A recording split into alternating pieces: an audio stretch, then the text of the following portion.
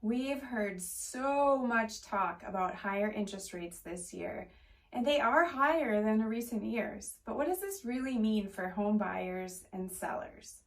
Well, buyers will expect a higher monthly payment for a mortgage. That we know. But think about things as you plan your budget.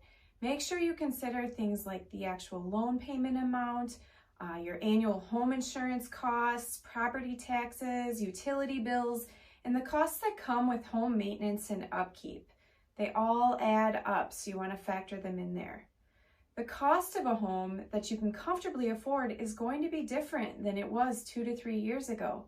But that being said, look at the equity that you've gained in your current home. Consider finding a home. Maybe it's a slightly different location that you have. Maybe that location has a slightly different market price. Or maybe think about choosing a home that needs a few updates that you can make, over time versus spending on that turnkey luxury home that you really, really want.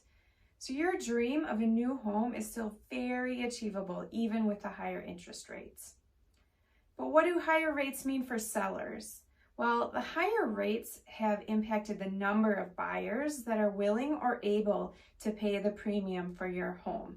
So instead of selling maybe in a day, 2 days, 3 days for crazy competitive amounts, your home might be on the market for sale for a week or 2 weeks or 3 weeks to find the right buyer. In another situation, you may also have a current mortgage rate that's like 3-4%, and you're really hesitant to let go of that great rate, and that's totally understandable. But remember to look at the whole picture as you make a decision to move.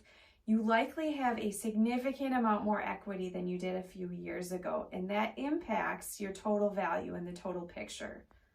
Also, if you need to sell your home in order to buy your next one, since the market isn't as fast and crazy as it was, we're seeing more home sale contingencies and trends toward what we call a more normal market, where it's common to have that home sale contingency.